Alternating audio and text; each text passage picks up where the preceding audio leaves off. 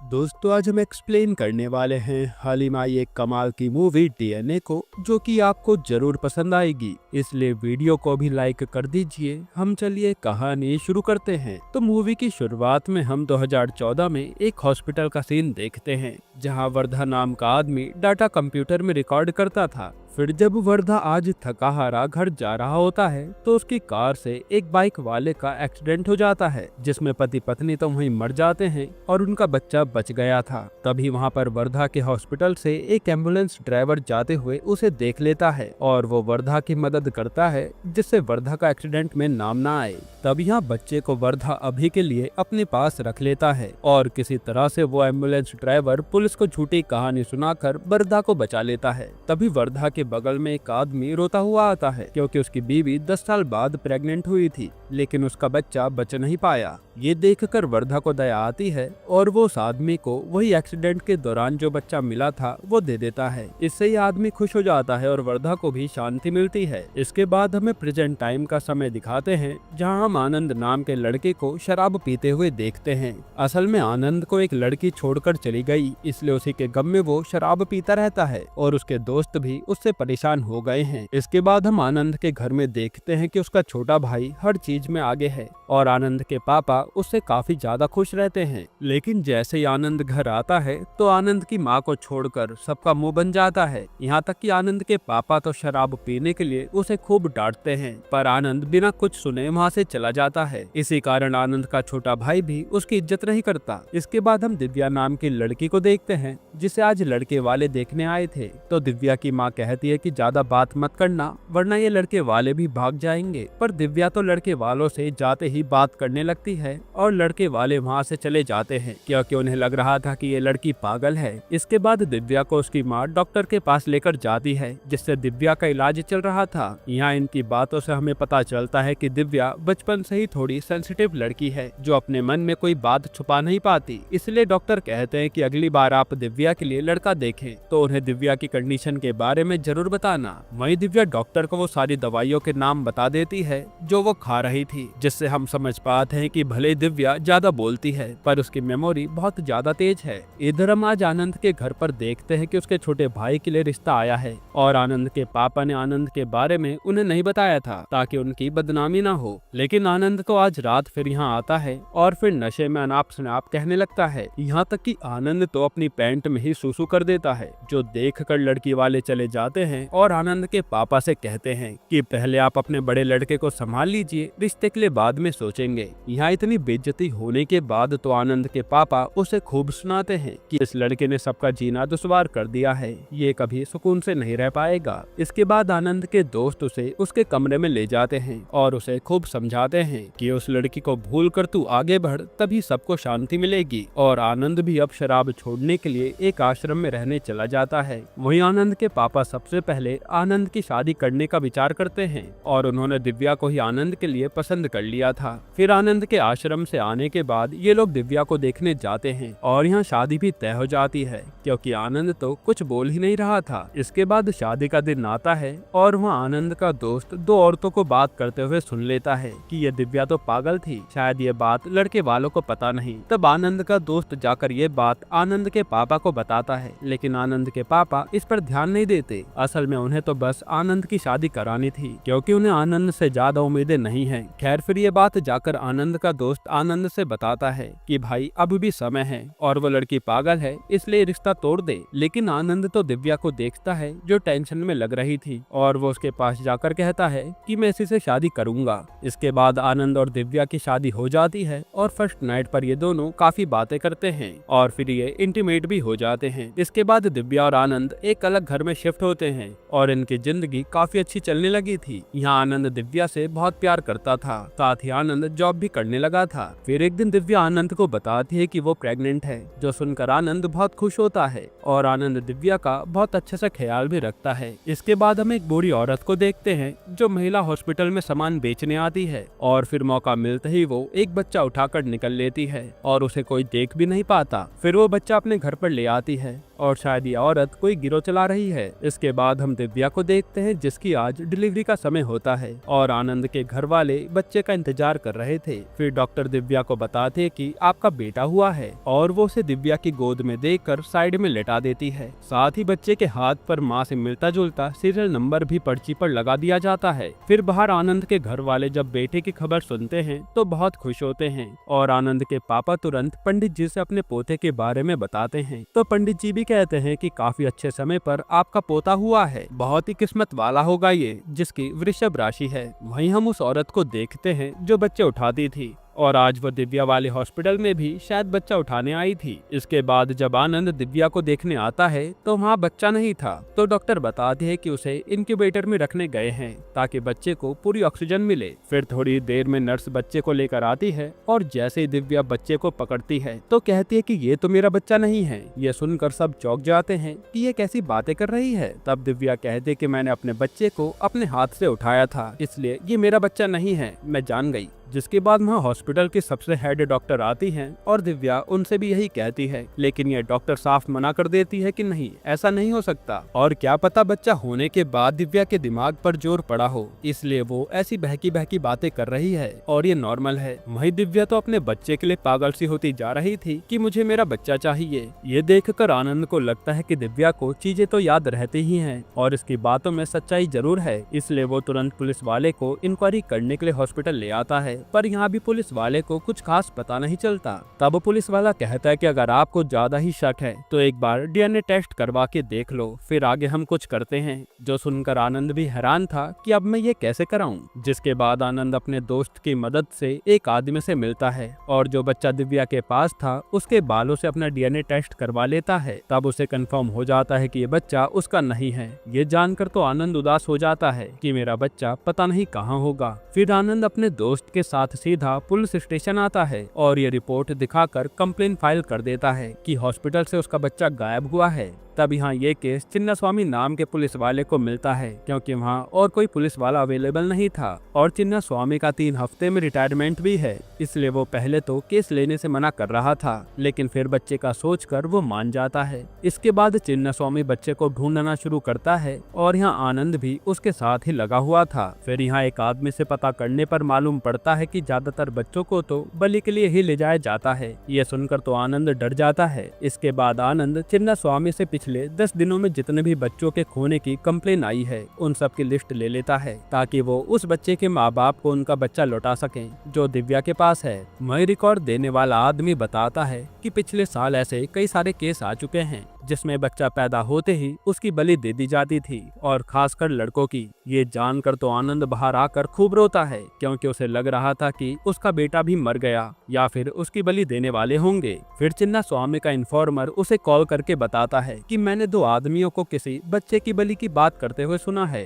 शायद वो आज रात यहाँ बच्चे की बलि देने वाले हैं। तब चिन्नास्वामी आनंद को लेकर सीधा उसी जगह जाता है और वहाँ ये दोनों किसी तरह जगह को ढूंढ कर पहुँच जाते हैं जहाँ सच में बच्चे की बलि दी जा रही थी और आनंद उन लोगों को पकड़कर खूब मारता है और यहाँ चिन्नास्वामी भी बच्चे को बचा लेता है। फिर जब आनंद उस बच्चे को देखता है तो उसे समझ नहीं आता कि ये उसका बच्चा है या नहीं, लेकिन जब ये लोग बच्चा दिव्या को ले जाकर दिखाते हैं तो दिव्या बच्चा पकड़ते ही बता देती है कि नहीं, ये मेरा बच्चा नहीं है। इसी तरह से आनंद हर जगह जाकर अभी भी अपने बच्चे के बारे में पता कर रहा था। इस दौरान उसे कई बच्चे भी मिलते हैं जिन्हें वो पुलिस को सौंप देता है ताकि वो उनके माँ बाप को ढूंढकर बच्चा लौटा दे। वहीं इस दौरान बच्चा बदलने के लिए आनंद ने हॉस्पिटल पर भी केस कर दिया था, जिस कारण जज भी इस पर इंक्वायरी बैठा देते हैं। साथ ही वो चिन्नास्वामी से कहते हैं कि दिव्या के पास जो बच्चा है उसके माँ बाप ढूंढो और उनका बच्चा उन्हें सौंप दो, जो सुनकर दिव्या भी मान जाती है। इसके बाद अब जज के ऑर्डर पर चिन्नास्वामी यहाँ हॉस्पिटल के हेड से सवाल जवाब करने आता है ताकि उन्हें आनंद के बच्चे के बारे में पता चल जाए। तब चिन्नास्वामी यहाँ काम कर रहे हर इंसान से सवाल जवाब करता है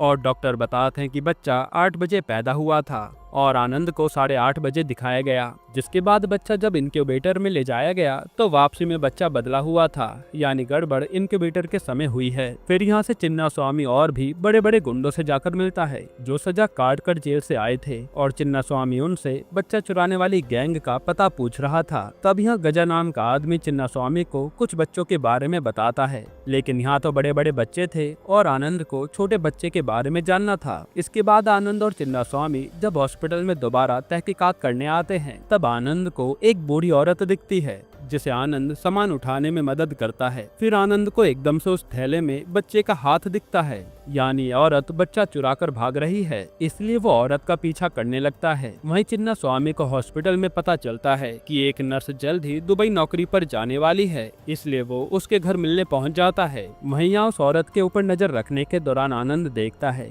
कि एक आदमी आकर वही बच्चे वाला झोला अपने साथ लेकर चल देता है, इसलिए आनंद उसका पीछा करने लगता है। साथ ही वो अपनी लोकेशन चिन्ना स्वामी को भी भेज देता है, इसलिए चिन्ना स्वामी 2 कांस्टेबल को लेकर वहीं पहुंच जाता है। इसके बाद आनंद देखता है कि ये तो पूरी गैंग है जो बच्चा लेकर कहीं जाने वाले हैं, इसलिए वो सही समय पर बच्चा लेकर वहाँ से भागने लगता है, लेकिन ये लोग उसे घेर लेते हैं। तब आनंद इन लोगों को खूब मारता है और चिन्ना स्वामी के साथ ही आकर इन लोगों को पकड़ लेते हैं। फिर आनंद कहता है कि तुम लोग जिसका इंतजार कर रहे थे ये बच्चा उसी को देना। असल में आनंद उस आदमी को पकड़ना चाह रहा था। फिर वहाँ कार में एक आदमी आता है और यहाँ थोड़ी सी गड़बड़ लगने पर वो भागने लगता है, लेकिन आनंद दरवाजा बंद करके उसे रोक देता है। इसके बाद हम देखते हैं कि चिन्ना स्वामी ने हर गुनहगार को अलग अलग रूम में छुपा रखा था और वो इस कार वाले आदमी को पकड़कर टॉर्चर करने लगता है कि तो मुझे सच बता दे वरना अच्छा नहीं होगा, लेकिन ये आदमी तो साफ मना कर देता है कि मेरा इन सब में कोई हाथ नहीं है। फिर चिन्ना स्वामी उसी नर्स के पास आता है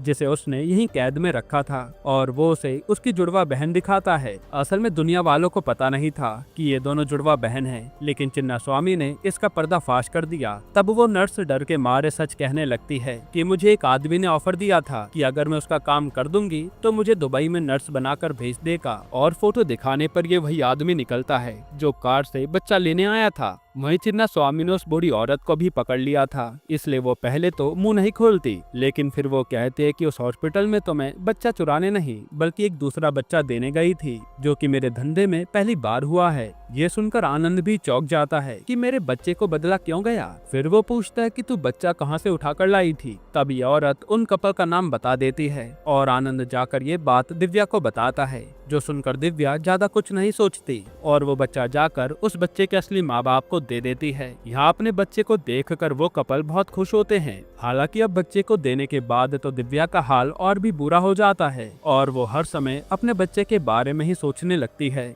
जो कि आनंद भी देख नहीं पाता। फिर ऐसे कुछ दिन बीतते हैं और चिन्ना स्वामी ने उस कार वाले आदमी को अभी भी पकड़ा हुआ था और उसका नाम था शेखर। फिर काफी टॉर्चर करने के बाद वो बताता है कि मैं इन बच्चा उठाने वाली टीम के साथ अभी 4 साल पहले ही जुड़ा हूँ, लेकिन ये लोग बहुत समय से धंधा कर रहे हैं और मुझे राजेंद्र इस धंधे में लाया था, जो सारे हॉस्पिटल की सिक्योरिटी प्रोवाइड करता है। ये सुनकर आनंद अब राजेंद्र का पता करके उसके पास जाने लगता है, लेकिन उससे पहले राजेंद्र पर कुछ लोग हमला कर देते हैं और आनंद भी राजेंद्र को बचाने लगता है, लेकिन ये लोग तो राजेंद्र को मारकर वहाँ से भाग जाते हैं। और राजेंद्र के मरने के बाद आनंद को समझ ही नहीं आता कि वो अब असली गुनहगारों को पकड़ेगा कैसे और उसे उसका बच्चा मिलेगा भी या नहीं। अब इसके बाद जब राजेंद्र का अंतिम संस्कार हो रहा होता है तो वहाँ एक अमीर आदमी आता है, जो कोई और नहीं बल्कि वर्धा था। और असल में राजेंद्र वही एम्बुलेंस का ड्राइवर था जिसने वर्धा की एक्सीडेंट में मदद की थी। इसके बाद अब जब चिन्ना स्वामी सो रहा होता है तभी उस पर गजा का कॉल आता है और चिन्ना स्वामी तुरंत उसके पास जाता है। असल में यहाँ आनंद कुछ और पूछताछ करने आया था, इसलिए गजा ने उसे मारकर बंदी बना रखा था।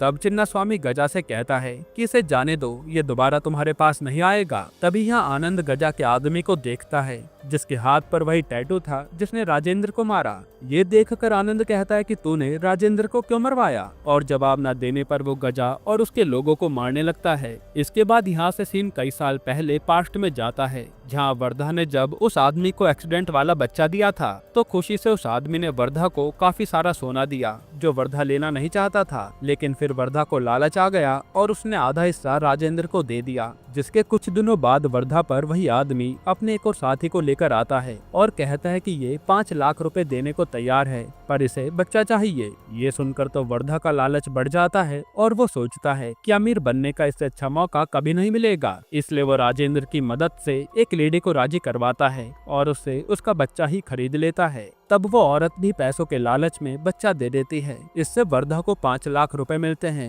और उस परिवार को बच्चा देने पर वो लोग वर्धा को भगवान की तरह पूज रहे थे। ये सब देखकर वर्धा को बहुत अच्छा लगता है और अब वर्धा का यही काम था जो सरकारी हॉस्पिटल में बच्चे पैदा होते थे और उनके माँ बाप गरीब थे, उन्हें वर्धा राजेंद्र की मदद से चुराकर अमीर लोगों को दे देता था, जिससे उसे काफी पैसे मिलते थे। फिर वर्धा ने राजेंद्र के साथ हाथ मिलाकर एक टीम बनाई जहां वर्धा बच्चे के माँ बाप के बारे में बताता था और वो लोग बच्चा चुरा कर वर्धा तक पहुंचाते थे। इसी तरह से वर्धा ने करोड़ों रुपए कमाए, क्योंकि अमीर लोग बच्चों के लिए कितना भी पैसा देने को तैयार थे। तब राजेंद्र ने अपनी सिक्योरिटी कंपनी खोल ली और वर्धा ने काम आगे बढ़ाने के लिए क्लाउड कंसल्टेंसी कंपनी खोल दी, ताकि ये बाकी हॉस्पिटल का भी डाटा यूज करके बच्चे चुरा सके। इसके बाद वर्धा के पास कई सारे हॉस्पिटल का रिकॉर्ड संभालने का काम आया। इसी का फायदा उठाकर उसने उन गरीब परिवारों के बच्चों पर नजर रखनी शुरू कर दी और अक्सर वो उनके बच्चे चुराकर अमीर लोगों को बेच देता था। फिर एक दिन वर्धा से एक NRI फैमिली मिलने आई और उनका कहना था कि हमें केवल वृषभ राशि में पैदा हुआ बच्चा ही चाहिए, क्योंकि वो बच्चे आगे चलकर बहुत नाम कमाते हैं। इसके बदले ये लोग 2 करोड़ देने को तैयार थे, जिस पर वर्धा भी मान जाता है। फिर वर्धा सारे हॉस्पिटल में उन लेडीज के रिकॉर्ड पर ध्यान देने लगता है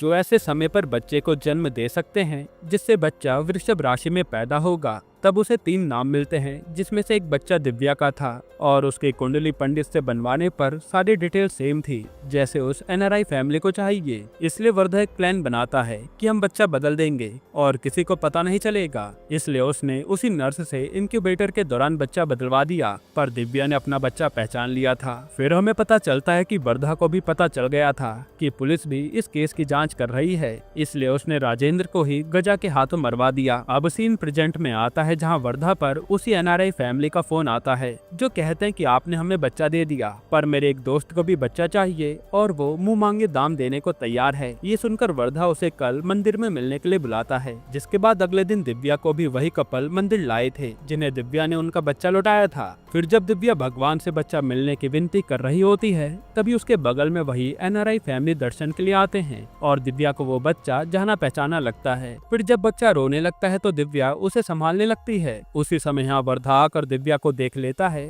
और वो उस फैमिली से बच्चा लेकर जल्दी चलने को कहता है, क्योंकि वो तो जानता ही है कि ये बच्चा दिव्या का है। वहीं चिन्ना स्वामी ने आनंद को बताया था कि वो आदमी जो इन सबका मास्टरमाइंड था वो मंदिर में गया है, इसलिए आनंद भी मंदिर में पहुंच जाता है और उसके पास वर्धा की फोटो थी। तभी वहाँ दिव्या को एकदम से एहसास होता है कि अरे ये तो मेरा बच्चा है, और वो आनंद को देखकर उसे सब बताती है। तब आनंद भागकर उस फैमिली को रोकता है और अपना बच्चा छीनकर जाने लगता है, लेकिन यहाँ तो वर्धा के लोग उसे मारने लग जाते हैं। तब यहाँ आनंद पहले तो वर्धा के लोगों को मारता है और फिर वो वर्धा को भी मारने लगता है। तभी वहाँ एकदम से कोई आकर वर्धा को जान से मार डालता है और ये राजेंद्र का बेटा था जो अपने बाप का बदला लेने आया था। यानी अब वर्धा की मौत के बाद ये बच्चा उठाने वाला गिरोह भी खत्म हो गया। इसके बाद अब दिव्या और आनंद को बच्चा मिल जाता है। यहीं पर ये मूवी खत्म होती है। दोस्तों, आपको ये मूवी कैसी लगी हमें कमेंट में बताइएगा, और इसके अलावा आप कौन सी मूवी का एक्सप्लेनेशन चाहते हैं वो भी कमेंट कीजिएगा। बाकी अगर आपको हाल ही में ये कमाल की मूवी देखनी है तो ये वीडियो देख लीजिए।